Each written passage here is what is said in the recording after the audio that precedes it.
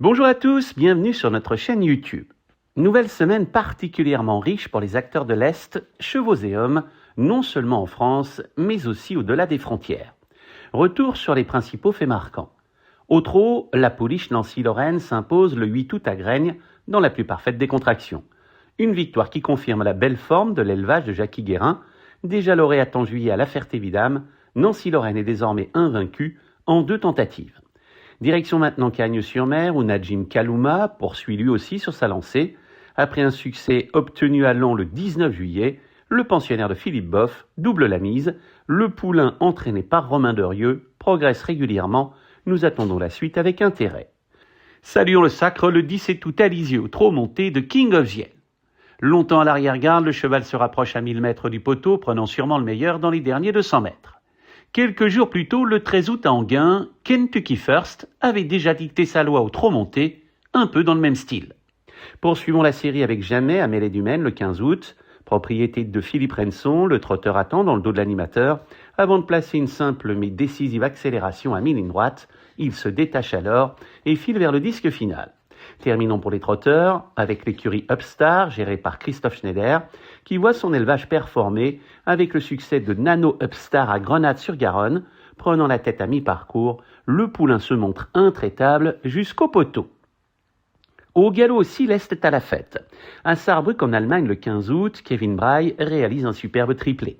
Le cavalier amateur, installé à Wissembourg, gagne d'abord avec Pepper Snow pour l'entraînement de Gordane Batistik. Il se met ensuite en évidence avec Kansashi et Tia Sofia, 2 chevaux placés sous la responsabilité de Gerald Geisler. Avec 3 victoires obtenues dans la même réunion, Kevin Braille porte ainsi son compteur à 12 gagnants cette année. Il en a obtenu déjà 131 depuis le début de sa carrière. Direction ensuite le Touquet, où Grebel s'impose pour Benjamin Bossert, qui en est à la fois le propriétaire et l'entraîneur. Encore parmi les derniers à l'entrée du tournant final, Grebel progresse tout en dehors, accélère franchement et domine Permenton aux abords du poteau au terme d'une belle lutte. À Vittel le 15 août, nouvelle victoire régionale avec Tinigri de Juillet. Propriété de Julien Pollen et entraîné par Yvonne Volmer, Tinigri de Juillet patiente durant le parcours avant de faire preuve de beaucoup de courage dans la phase finale pour prendre le meilleur. À Clairefontaine, Saint-Fiacre fait parler de lui. Encore à l'arrière-garde à 300 mètres de l'arrivée, il change complètement son braquet, plaçant une puissante accélération. Il se met alors hors de portée de ses adversaires. Cette victoire couronne l'élevage de Melt et Lufer. Pour terminer, direction Vittel avec Fantastic Star, propriété coélevée par Christine Metz, en association avec Jeanne Auguste. Dans le dos de l'animatrice, Fantastic Star profite de l'ouverture à la sortie du dernier tournant et s'impose au terme d'une belle empoignade.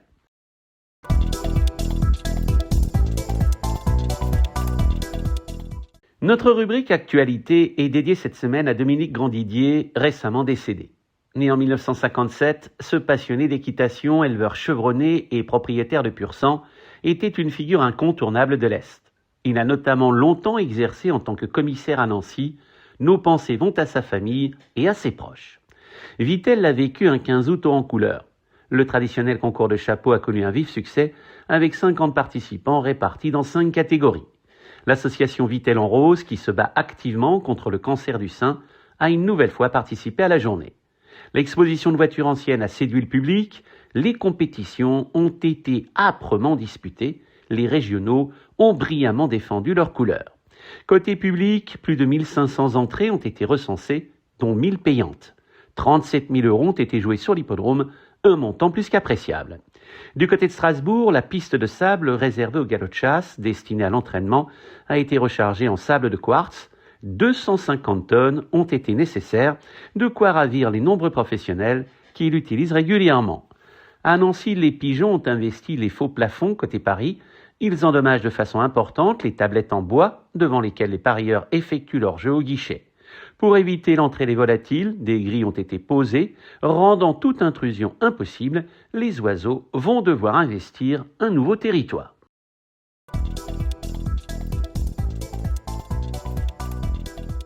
Montirandère accueille ce dimanche la 13e et avant-dernière étape du Trophée Vert 2026, avant la finale prévue à Cran.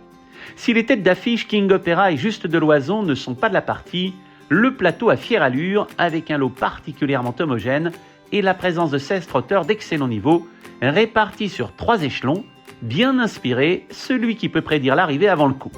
De grands drivers passeront l'après-midi sur le site. Avant de passer aux confidences des entraîneurs, voici un avant-goût de ce que le président Eric Hannet et son équipe vous proposent. Les portes ouvriront à 11h, la première des 8 compétitions a lieu à 14h. Les enfants vont se régaler avec des tours à poney, une structure gonflable, du maquillage et des tatouages.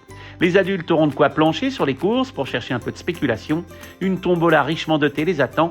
Question musique, Marilyn officiera avec un grand répertoire de chansons françaises, divertissement garanti. Revenons aux confidences des professionnels, plusieurs ont répondu à nos questions. J'ai senti de la confiance chez Philippe Mascal, qui m'a parlé de ses partenaires et des chevaux de l'écurie.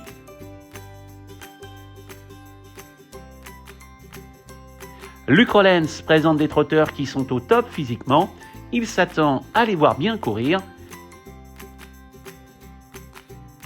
Quant à Pierre-Louis Dezonnette, il effectue un assez long déplacement et il espère repartir avec des lauriers. Retrouvez de nombreuses infos sur les réseaux sociaux et sur l'hippodrome. Passons à Vittel maintenant avec une réunion premium ce lundi. 5 courses plates et 2 d'obstacles sont prévues. La première compétition se déroule à 11h12. Plusieurs entraîneurs reconnus sont présents. De bons jockeys ont décidé eux aussi de se rendre dans les Vosges. Michael Serror délègue 2 de ses représentants. Il estime qu'ils sont vraiment très compétitifs, même s'ils sont confrontés à des chevaux d'Arnaud Chaillet et Guillaume Macaire. Sur place, un PDF offert recense tous les échanges. Retrouvez également ces éléments sur les réseaux sociaux. À très vite sur notre chaîne YouTube. Génibet, Paris-Picardie. En ce moment, profitez de 250 € de bonus de bienvenue.